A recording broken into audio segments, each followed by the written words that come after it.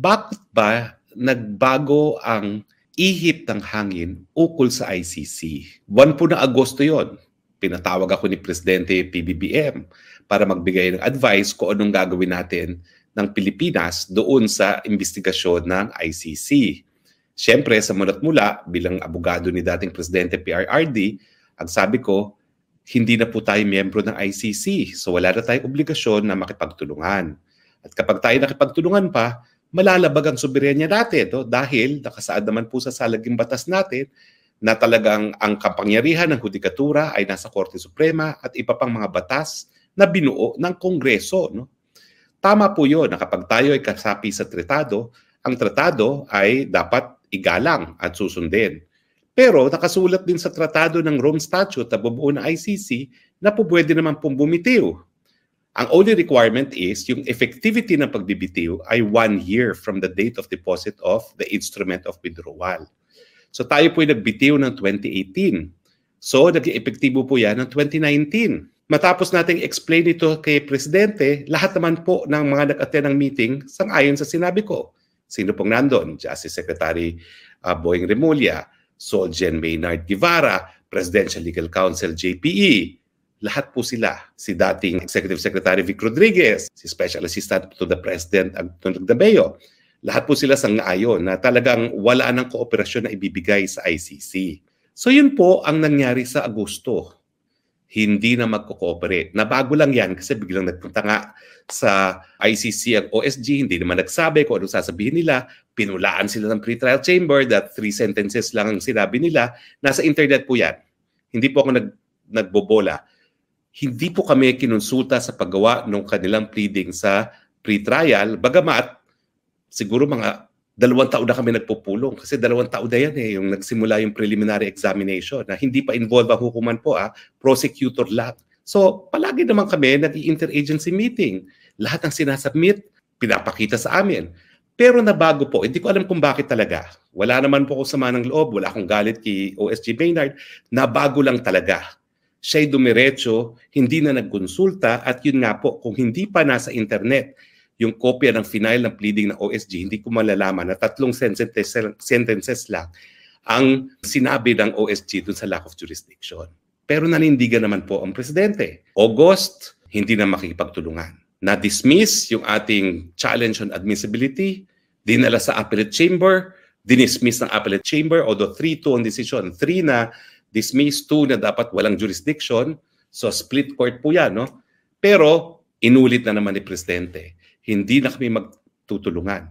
Ang sabi nga niya, that puts an end to all our engagements with the ICC. Sabi pa nga niya, of all form and shape. So wala na. At ang linya pa rin ni Secretary Remulla, kapag sila ay pumasok dito sa Pilipinas para mag-imbestiga, pa-aresto ko sila. Now, bakit ba importante ito kooperasyon? Kasi walang pulis, walang process server, at walang sheriff ang ICC. So yung mga supina para sa mga witnesses, subpoena para sa dokumento at pinaka-importante, warrant of arrest na i-issue ng hukuman, dapat yung miyembrong gobyerno ang magsuserve sa pamamagitan ng competent authorized agency na sa Pilipinas ay DOJ. So ang communication ng hukuman, papadala sa DFA, pero DFA padadala sa competent authority na DOJ. So matapos po mabasura yung apilan natin itong taong 2023, pareho pa rin ang sinabi ng Presidente. Hindi na tayo makipagtulungan. Our engagement with the ICC is finished. Siyempre po, nagkaroon ng resolution sa House. Pero parang yung paghain ng resolution, sang-ayon sa script na parang talagang nagbago ng isip ang Malacanang tungkol sa ICC. Kaya ngayon, ang huling binanggit ng Presidente, kailangan natin pag-aralan yung pagbalik nga sa ICC. Well, ito po ang aking handalaman sa aking mga bubuit. Nakarating daw kay PBBM na kinakausap ni dating PRRD ang mga militar. Hindi ko alam kung anong topic na usapan nila, pero baka may kinalaman yung sinasabi ni Armed Forces Chief of Staff Browder na distab. So at that point, nagkaroon ng duda na baka nagdi-distab itong si FPRRD. Ito po ang narinig ko sa bubwit ko, ha? Ewa naman po itong aking bubwit. Yung mga same daw na mga military officials na kinausap di umano ni FPRRD ay nagsumbong din kay PBBM na kinausap sila. Ito po ang dahilan daw kung bakit nabago ang ihip ng hangin. Nagkataon lang na nagkakaroon ng personalan si House Speaker at saka si VP Sara doon mga panahon nito dahil doon sa tambaluslos at saka doon sa confidential funds. Pero ang tingin ko, kaya nanahimik na si PBBM sa confidential fund at hindi na dinipensahan ang sariling budget proposal niya. Kasi yung confidential fund naman ni VP nasa budget proposal ng Malacanang. Wala namang hiwalay na budget proposal ang Office of the Vice President. No? Ay dahil nakarating nga kay PBBM daw yung pag-uusap ni FPRRD sa mga militar.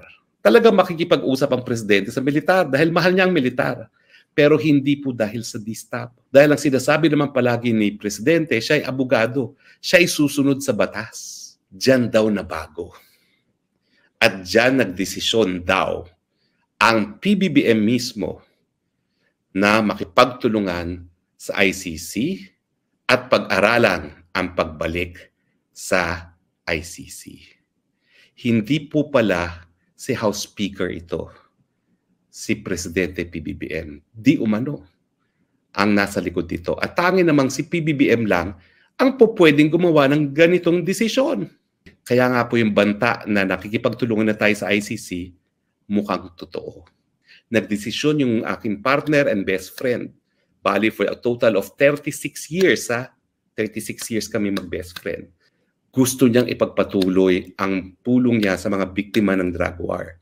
Sabi ko, hindi naman po pwede na tayo magtuluyan na akong abogado ng masasakdal na Rodrigo Roa Duterte at ikaw ay prosecutor and we belong to the same law office. So nung ako po ay bumalik sa practice, hindi na po kami nagsama. Anong relevance niyan? Kasi sabi ng mga dati naming kasama, labas-pasok daw ang mga puti na galing sa ICC. So meron po akong confirmation na talagang nag-iimbestiga ang mga dayuhan dito sa Pilipinas na labag na sa ating saligang batas. Dahil nga po hindi na tayo miyembro ng ICC, dapat hindi na sila nag-iimbestiga. Malungkot po. Dahil ang suma total, dahil lamang sa politika, mukhang binabaliwala natin ang soberenya at ang pagiging independente ng ating mahal na bayang Pilipinas. Malungkot po.